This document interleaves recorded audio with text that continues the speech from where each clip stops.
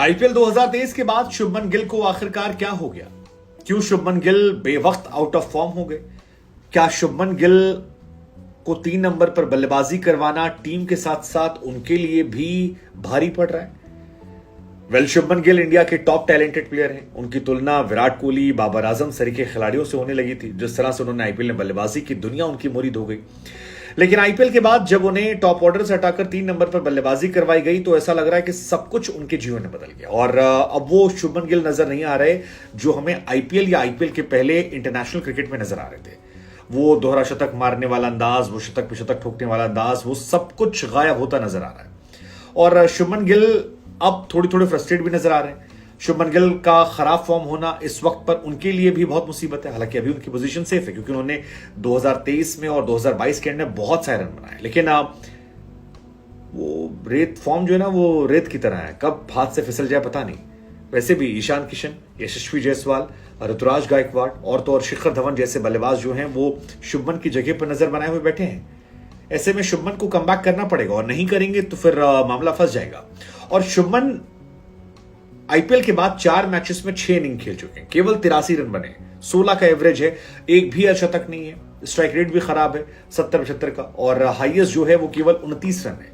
ऐसे में सवाल यह है कि आईपीएल के बाद गिल को आखिर, क्योंकि आईपीएल के पहले भी अगर आप क्रिकेट पर नजर डालेंगे तो तीनों फॉर्मेट में लाकर, यानी टेस्ट, T20, वनडे में आखिरी 17 इनिंग जो थी 2023 में, उसमें शुभमन गिल ने 2023 में 17 मैचेस के 18 इनिंग में, क्योंकि टेस्ट मैच मिला रहे हम, 980 रन ठोक दिए थे। यहां तक कि उनका जो एवरेज था वो 61 का चल रहा। तो ऐसा नहीं कि शुभमन में क्वालिटी नहीं, जो लोग लिख रहे हैं कि यार आईपीएल के स्टार हैं या केवल आईपीएल तक खेलना आता है। इंटरनेशनल क्रिकेट में शुभमन गिल की एवरेज 61 की चल रही थी, स्ट्राइक रेट 106 का चल रहा था, 208 हाईएस्ट था उनका, जो बहुत कमाल है। उनके नाम 5 शतक थे और ये 5 शतक बहुत कमाल होते हैं, एक अर्धशतक था। लेकिन उसके बाद अगर आप देखेंगे तो वेस्ट इंडीज दौरे पर पहले बार 13 रन, दूसरी बार 18 रन, उसके बाद 6 रन, फिर 10 रन, 10 के बाद 29 रन और फिर पहले वनडे मैच में भी 7 रन। और यहीं से सवाल शुरू हो गया है कि भाई समस्या कहां आने लगी है, मतलब क्यों आने लगी है? क्या वो जो 3 नंबर से बदलाव हुआ उसने शुभमन गिल को डेंट कर दिया, या यशस्वी जायसवाल जिस तरह से आए छाए उसने कुछ असर किया? मतलब कहीं तो कुछ गड़बड़ हुआ और ये गड़बड़ जो है उनके लिए अच्छा नहीं है, क्योंकि जायसवाल को जितना मौका मिला उसमें उन्होंने ठोक बजा के परफॉर्मेंस दी। और जायसवाल लेफ्ट हैंड बैट्समैन है, हर कोई चाहता है कि उनको टीम में शामिल किया जाए, किसकी जगह शामिल किया जाए ये बड़ा सवाल है। लेकिन अगर शुभमन यही फॉर्म कंटिन्यू करते हैं तो सिलेक्टर्स, कोच, कैप्टन तीनों वेट एंड वॉच में होंगे, अभी नहीं लेकिन शायद आने वाले वक्त में।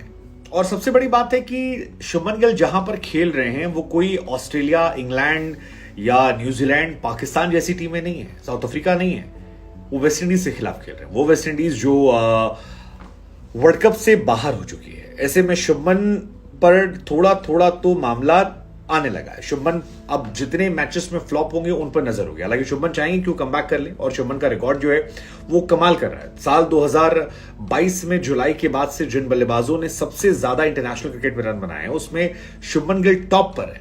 शुभमन गिल ने 21 मैचेस में 1262 रन बनाए, जिसमें उनकी एवरेज जो है वो 74 की है और स्ट्राइक रेट जो है वो 109 का है। तो ओवरऑल भी शुभमन गिल जो है वो अभी बाकी खिलाड़ियों से कहीं ज्यादा है। लेकिन शुभमन को यह समझना पड़ेगा कि शुभमन को जब मौका मिला था तो ईशान किशन के दोहरे शतक को हटाकर मिला था और उसके बाद उन्हें यहां पर उन्होंने अपना कमबैक किया था, जिसके बाद वो लगातार कंटिन्यू कर रहे थे। शुभमन गिल ने 208 बनाए, 16 बनाए, वो तमाम मैचेस में छाए हुए थे। लेकिन अब उनकी फॉर्म धीरे धीरे उनको लेकर सवाल निशान पैदा कर रही है। और वेस्ट इंडीज जैसी टीम के खिलाफ अगर सेकेंड वनडे में भी फ्लॉप होते हैं तो फिर सवाल शुरू होंगे, क्या 1-2 मैचेस को ट्राई किया जाए?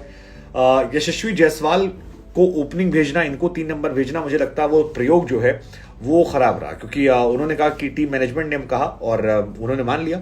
लेकिन अब इसका कहीं ना कहीं साइकोलॉजिकल असर जो है वो उन पर दिखाई पड़ रहा है। हालांकि शुभमन गिल ने बहुत सारे रन बनाए हैं और इतनी आसानी से वो जाने वाले नहीं, क्योंकि वो टेक्निकली साउंड प्लेयर है और बार बार हम कहते हैं क्रिकेट में कि form is temporary, class is permanent. Shubman Gill under 19 world cup जब खेलते थे 2018 में तो वहां पर वो जीत कर आए थे, player of the tournament Shubman Gill बने थे। तो आप समझ सकते हैं कि उनका क्लास वहां से चल रहा है।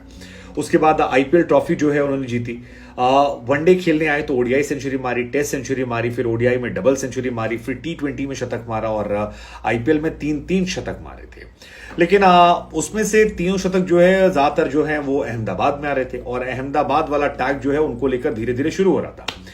अब सवाल यह है कि शुभमन गिल 2022 के बाद अगर इंडिया की आप बात करेंगे या वर्ल्ड क्रिकेट की बात कर लीजिए तो वर्ल्ड क्रिकेट में जिन खिलाड़ियों ने सर्वाधिक शतक मारे, क्योंकि बहुत सारे लोग पाकिस्तान से हमारे साथ हैं, बाबर आजम ने पाकिस्तान से हाईएस्ट मारे 5 शतक, स्टीव स्मिथ ने मारे 5 शतक, विराट कोहली ने मारे 6 शतक, लेकिन शुभमन गिल भी उन खिलाड़ियों में जिन्होंने 6 शतक मारे हैं। तो ऐसे में शुभमन इंटरनेशनल क्रिकेट में टॉप पर है, लेकिन जिस तरह से वो आउट हो रहे हैं वो थोड़ा शॉकिंग है।